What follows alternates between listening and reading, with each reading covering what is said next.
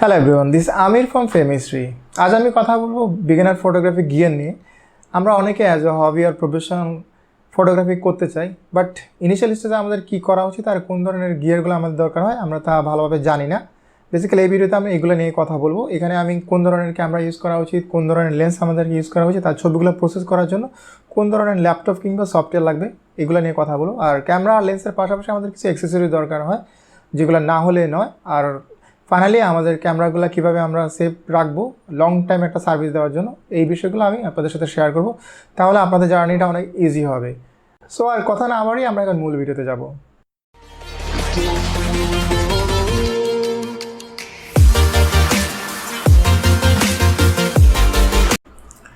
আর photography শুরু করার জন্য প্রথমে আমাদের যা লাগবে তা হচ্ছে একটা ক্যামেরা বডি লাগবে। প্রথম অবস্থায় কিন্তু যে কোনো ক্যামেরা বডি আমাদের জন্য পারফেক্ট বডি, বাট স্টিল আমি কিছু রিকমেন্ড করবো যেগুলো থেকে আপনি আপনার সুইটেবলটা চুজ করতে পারেন। আমি যারা শুধু ফটোগ্রাফি করতে চান তারা নিকন আর ক্যাননের বাইরে যাবেন না, আমি এটা সাজেস্ট করবো। আর যদি আপনার ভিডিওগ্রাফি এম থাকে তখন কিন্তু আপনি সনি কিংবা ফুজিতে যেতে পারেন, বাট নিকন আর ক্যানন থাকা হচ্ছে সেফ সাইডে থাকা। কেন আমি এটা পরে বলবো।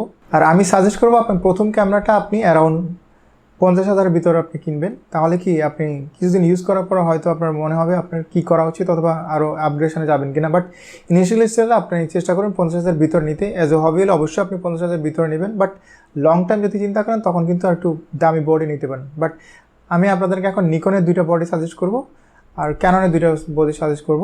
আর নিকনের 2টা বডি হচ্ছে নিকনের D3500 অথবা D5600। এই দুটো হচ্ছে টোটালি এন্ট্রি লেভেলের ক্যামেরা। এটা আপনি অ্যাজ এ বিগিনার আপনি নিকন থেকে চুজ করতে পারবেন। আর যদি আপনি ক্যানন নিতে চান তাহলে আপনি 250D অথবা 800D নিতে পারেন।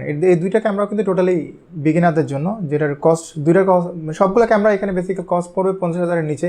বাট আপনি যদি মনে করেন না আমার ফটোগ্রাফি আমি লং টাইম করতে চাই, আমি আমার প্রথম ক্যামেরাটা আমি অনেকদিন এটা থেকে সার্ভিস পেতে চাই, অথবা আমার এন্ট্রি থেকে যখন আমি একটু আপার লেভেলে যাব বাট ইউজ করতে পারবো, তাহলে আমি সাজেস্ট করবো আপনি নিকনের 7500টা নেবেন অথবা ক্যাননের 90Dটা নেবেন। এই 2টার বডি কিন্তু আপনি ইজিলি 2 থেকে 3 বছর ইউজ করতে পারেন এবং কি সার্ভিস অনেক ভালো পাবেন।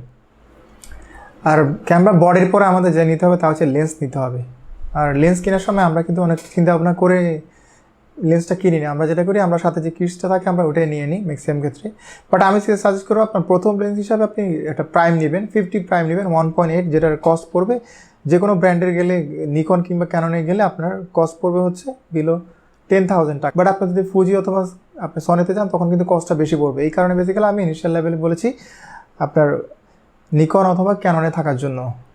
আর 50 প্রাইমটা আমি নেওয়ার মেন রিজন হচ্ছে এটা, যদি আপনি 50 প্রাইমটা আপনি নেন আপনার ফোকাল লাইনটা ফিক্স থাকবে, তখন কিন্তু আপনি জুম করতে পারবেন না, আপনি নিজেই সামনে পিছনে যাবেন এবং কি আপনার ফ্রেমিংটাও আপনি আস্তে আস্তে ডেভেলপ হবে এই 50 প্রাইমের কারণে। আর তার পাশাপাশি যেটা হবে, এটা কিন্তু যেহেতু ওয়াইড অ্যাপারচার আপনার লাইট অনেক বেশি পাবেন এবং কি ব্লাডটা অনেক ভালো পাবেন, যেটা আমরা ইনিশিয়াল স্টেজে কিন্তু আমরা ব্লাডটা অনেক পছন্দ করি।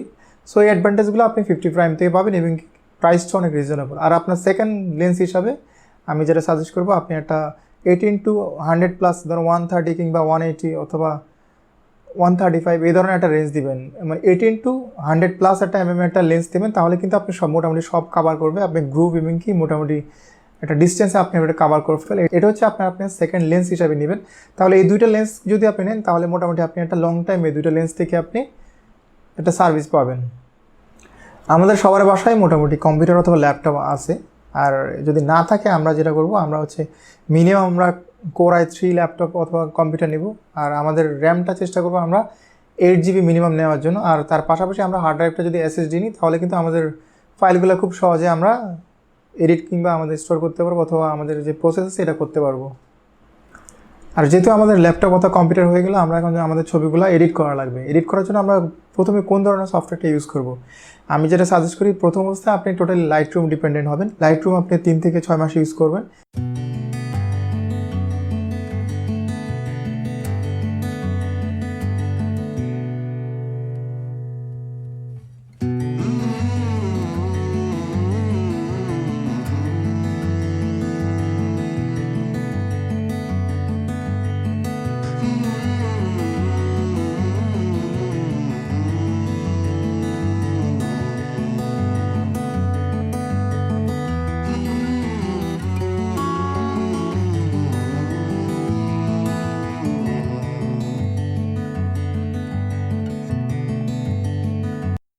এরপর হচ্ছে আপনি ফটোশপে যাবেন, কারণ হচ্ছে লাইট রুমে কোনো ডিস্ট্রাকটিভ না, এটা হচ্ছে জাস্ট আপনার কালার কিংবা আপনার লাইট শেড ওইগুলো হচ্ছে এনহ্যান্স কিংবা যতটুকু রিডিউস করার জন্য এটা করতে পারবেন।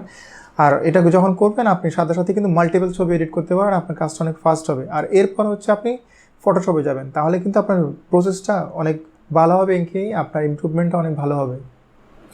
আর এইগুলো দেখে নিচে বুঝতে পারছেন আমি এখন ক্যামেরা অ্যাক্সেসরিজ নিয়ে কথা বলবো।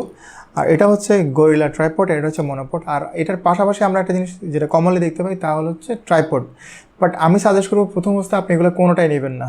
আপনি যদি ল্যান্ডস্কেপ ফটোগ্রাফি করতে চান, ম্যাক্রো ফটোগ্রাফি করতে চান, তাও আপনি নেবেন না। কারণ হচ্ছে প্রথম অবস্থা আপনি হাতে তুলে তুলে হাতটা একটু স্টাডি করবেন, 5-6 মাস যাওয়ার পর হচ্ছে আপনি ট্রাইপড নেবেন যদি আপনি ল্যান্ডস্কেপ কিংবা ম্যাক্রো ফটোগ্রাফি করতে চান। আর এটার একটা মেন কারণ হচ্ছে আপনি যদি ল্যান্ডস্কেপ করতে চান, আপনার যদি লং এক্সপোজার দরকার হয় তখন কিন্তু ট্রাইপড ছাড়া হবে না। অথবা রাতে যদি আপনি লাইট ট্রেল পেতে চান আপনি তখন কিন্তু ট্রাইপড ছাড়া পারবেন না। বাট এটা একটু পরে নেন, এখন এখানে ইনভেস্টমেন্ট করেন না।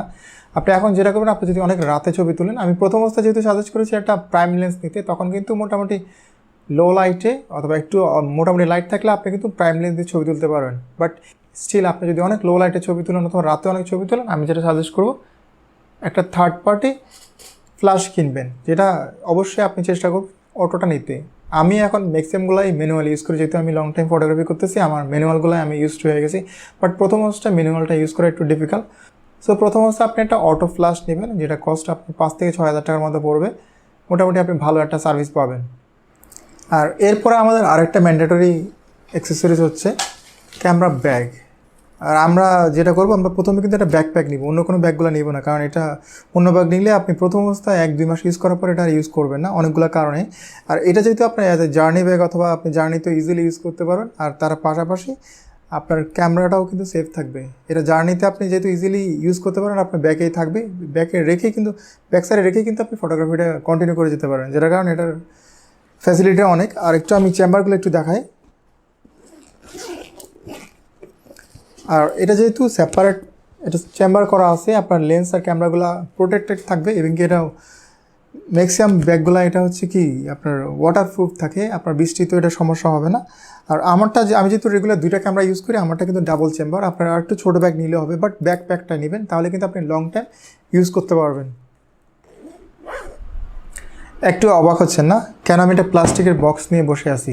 এটার মেন রিজন হচ্ছে আমার ক্যামেরার ইকুইপমেন্টগুলো আমি প্রোটেক্ট করব। এটা হচ্ছে একটা এয়ার টাইট বক্স। আমরা অনেকেই ক্যামেরা কিনি, বাট এরপর আর এগুলো আমরা ফ্রিজার কিংবা এগুলো সংরক্ষণ করার কোনো চেষ্টাই করি না। আমরা যেটা করবো, একটা এয়ার টাইট বক্স নিব, আর তার পাশাপাশি আমরা সিলিকা জেল নিব। 2টা আমরা এখানে রেখে দিব, এটা প্লাস্টিকের ভিতরে রেখে দিব, অথবা এভাবে আমরা ডিরেক্ট রেখে দিতে পারি। যেহেতু এটা এয়ার টাইট বক্স দিয়ে আমরা ইউজ করব, তখন কিন্তু এটার যে এনভায়রনমেন্টের যে ময়েশ্চারটা চেঞ্জ হলেও এটার কোনো ইফেক্ট হবে না। আমরা যেটা করতে পারি, আমরা ধরেন একটা ক্যামেরা আমরা এখানে রেখে দিব, আমরা ক্যামেরা রাখলাম, আমরা লেন্স রাখলাম, আর এরপরে সিলিকা জেলগুলো আমরা এভাবে এখানে দিয়ে দিলাম। আমরা যেটা করতে পারি, আমরা এখানে দিয়ে দিলাম। সিলিকা জেলগুলো কিন্তু খুবই সস্তা, আপনি যদি 500 গ্রাম নেন তাও কিন্তু 200-300 টাকার ভিতর পেয়ে যাবেন। আর এগুলো হচ্ছে কিন্তু বারবার ইউজ করা যাবে। আপনার এগুলো নর্মালি নীল কালারে থাকবে, এটা যখন কিছুদিন ইউজ করবেন এটা আস্তে আস্তে পিঙ্ক কালার কিংবা হোয়াইট হয়ে যাবে। আপনি যদি এগুলো একটু আবার গরম করে নেন তখন কিন্তু আবার নীল কালার হবে, কিন্তু তখন আবার সার্ভিস দিবে। এবং যেটা করবেন,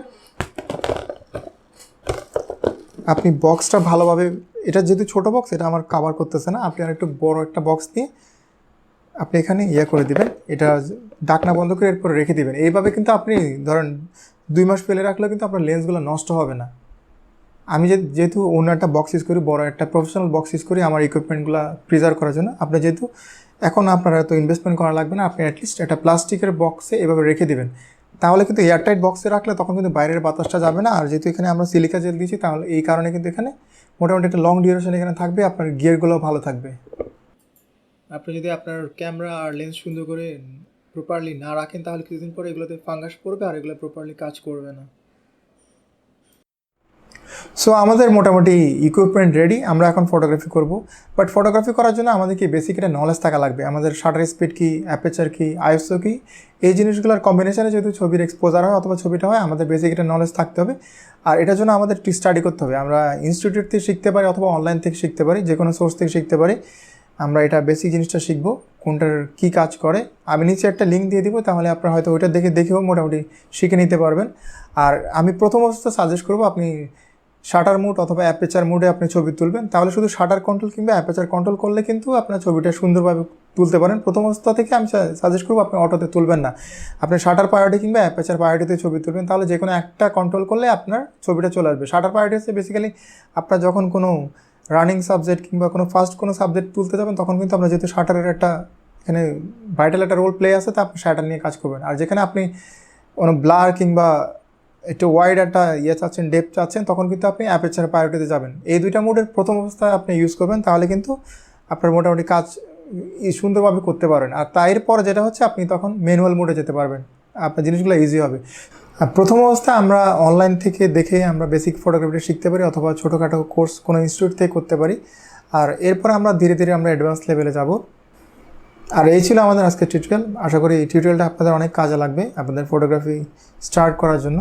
আর এইখানে যদি আপনাদের কোশ্চেন থাকে এবং কি এর বাইরে যদি কোনো কোশ্চেন থাকে, আপনারা কোশ্চেন করবেন, আমি চেষ্টা করবো এটা রিপ্লাই দেওয়ার জন্য। আর এতক্ষণ আমাদের সাথে থাকার জন্য ধন্যবাদ। দেখা হবে পরের টিউটোরিয়ালে।